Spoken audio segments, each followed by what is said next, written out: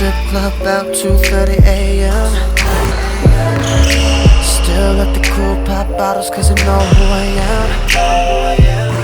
And they all on me, thing is I don't want none of them,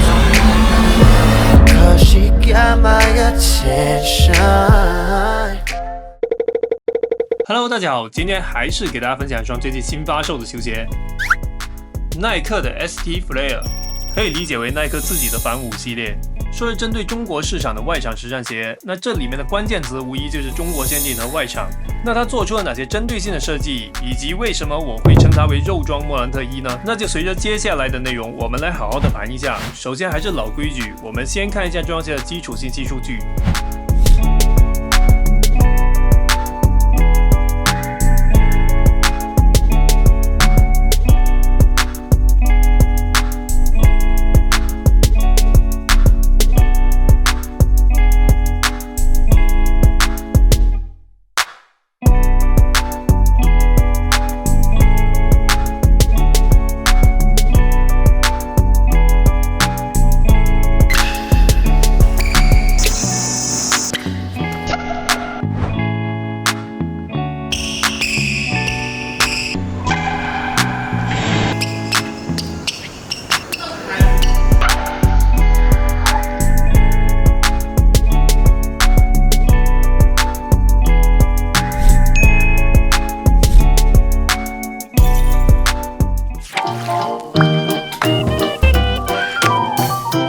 首先看鞋盒，最常规普通的橙色鞋盒，没有什么好说的，跳过。我们直接看球鞋，外观设计上比较有特色的，就是整体呈现出一种战损做旧风。像前掌的外底橡胶，这可不是穿过之后才变成这个样子，而是全新到手之后就是像沾了灰一样的战损风。还有鞋舌这块人造革，也是做成这种充满划痕的做旧效果。加上金属的鞋带扣呢，给人一种很硬朗结实的感觉，仿佛就是在表达这双鞋不是什么精美的艺术品，而是陪你下场、陪你征战恶劣环境的工具，所以不用那么怜香惜玉，干就完了。我手上这个是首发的气焰配色，整体是一个橙粉到紫红色渐变的一个搭配，你们说有没有一点晨曦配色的味道？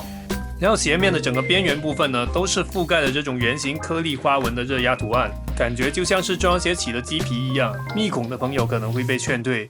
外观设计上有两处能凸显这是一双中国限定的球鞋，比如鞋舌小标上的图案呢，它是结合篮球 swoosh、球场护栏铁丝网和中式建筑的一个图案。另外一处就在鞋垫上，整个鞋垫也是布满了外场铁丝网花纹，和鞋舌图案形成了呼应。同时后跟位置呢，也是写着视球如命4个中文大字。最后比较有特色的，我觉得是后跟的直角 swoosh， 从外底延伸到了后跟，上面还有 Nike Street 的字样，设计得像是符文一样的字体效果，也是强调这双鞋的街头属性。然后整双鞋的做工质感还算是比较扎实的，唯独鞋面材质呢是稍显廉价的工程网眼布。整个做工质感放到目前这个球鞋市场上来对比的话，我觉得4开会是一个适合入手的价格。对于外场的针对呢是做得不错的，这次用到了 XDR 外底橡胶，还是非常可靠的，硬度实测来到了65左右，是一个完全能够胜任外场实战的数值。同时外底纹路也做得非常粗犷，纹路很深也很粗，血槽的厚度直接拉满，而且还做了很大面积的内外侧外底上包，对于一些条件差的场地，无论是对鞋面和中底的保护，都能进一步提升鞋子的耐用性。而选用可靠的人字纹搭配 XDR，抓地也在及格水准之上。作为一双外场鞋呢，我也在内外场都进行了抓地测试，虽然都不算非常干脆，但都能抓得住。不干脆的原因呢，可能是纹路比较粗。不过为了超强耐磨呢，天平只能向耐磨一端做一点点的倾斜。而夏天的外场肯定会比较热，透气性也会是重点，这点倒是差强人意。大网眼网布呢，本来透气性是很好的，但是内靴的填充偏厚实，所以实际上呢，透气效果没有看起来那么通透。主要的透气区域还是集中在鞋舌的位置，但是有一定填充厚度的内靴，搭配柔软的网布鞋面，包裹柔软贴合紧致，给到的包裹感和舒适度都还是很不错的。最后，针对外场不像室内木地板一样自带缓震，坚硬的水泥地呢也需要更优秀的缓震，这一点也是非常到位的。这次的中底配置是 Cushla 3.0 泡棉搭配前掌纵，前掌的纵官方没有详细的介绍，我个人感觉呢像是扇形的纵。而这次的 Cushla 3.0 呢，应该是我穿过脚感最明显的一次，可能跟中底厚度比较厚也有关系，不像之前衰减那么快，那么偏软，整体的搭配穿起来不像是前掌纵了，甚至有点全掌纵的感觉。而后半部分呢，没有外底橡胶上包可以充分形变，落地过渡也比较自然，前后掌脚感比较均衡，也并不割裂，都是比较软弹，甚至偏踩齿的脚感。在缓震这一项上，无论是前掌还是后掌，都是做得很到位的。而这种偏软偏肉的脚感呢，也是我形容它为肉装莫兰特1的原因。一开始静态的脚感底旋包裹是有点莫兰特1的味道，但是实战过后呢，就发现压根不是一个风格。偏厚加偏软的中底，启动会感觉比较拖沓，比较肉。我觉得这点对于小快灵的外线而言就不是很适合，可能通过更长时间的穿着，把前掌的泡棉踩得衰减一点会好一些。不过它的底旋呢，还是做了前掌向鞋头的逐渐收薄的设计，这种对保证鞋子动态表现的基本功的坚守呢，还是值得肯定的。而防侧翻的表现呢，也是会劝退极致的变向挡门。原因首先就是重心偏高，这个重心除了中底本身的厚度呢，还得算上厚实的外底橡胶形成的厚度叠加。这样鞋面的强度呢也是比较低的，同时还带有一点点的延展性，急停时侧向支撑感觉不够干脆利落，会有一点点缓冲的余量，影响再次启动的速率。而且外侧边缘也没有做一些额外的外扩增纹，明显可以看到外侧边缘是直上直下的直角边，所以可以看到运动过程中我微宽的脚停也是很轻易的就超出外底的范围，所以这也会给你一种伪宽楦的感觉。因为鞋面的宽容度还是比较高的，但是鞋楦呢实际上并没有那么宽，所以并不适合大宽脚，因此对宽脚而言呢，防侧翻也是会表现得更差一些。而唯一对防侧翻做的加分的一点呢，就是有外底的大面积上包，但明显这点上包呢，还是不足以让整个防侧翻的表现变得优秀。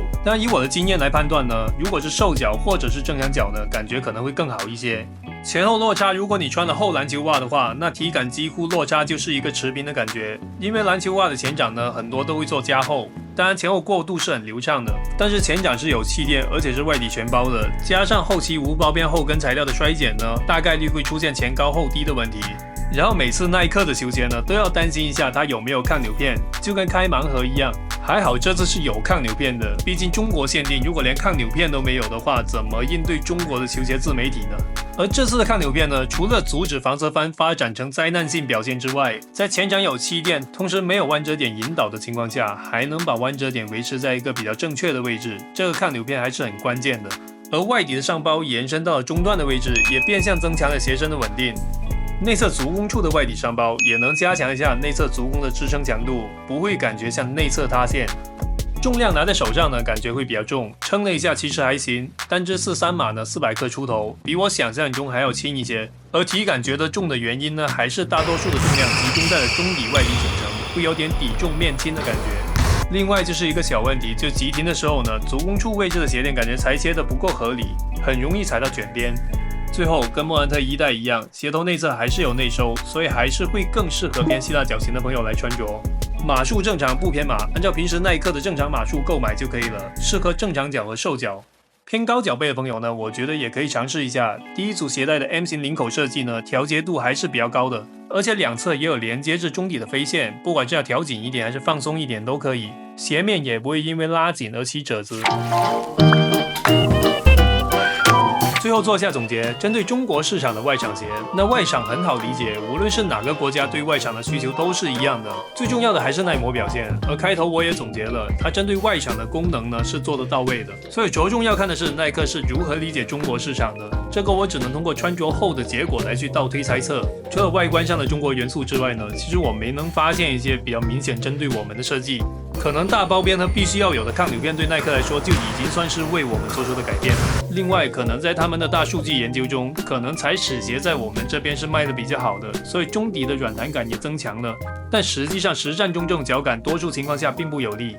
除非你是膝盖有伤，或者是大体重且偏内线的打法。总的来说 ，ST Flare 我觉得是一双上脚不用磨合、舒适度高且适合外场穿的球鞋。更适合的是需要良好缓震性的大体重锋线。另外，经常打外场的养生党，这双也很适合。但如果你是外线吃启动又喜欢变相的打法，就不是很适合了。而你是这样的打法的话，我的建议是不如买莫兰特1代，也耐磨，也可以打外场，目前的价格还更有性价比。那这一期的节目就到这里了，感谢大家的收看，别忘了点赞关注，我们下一期再见。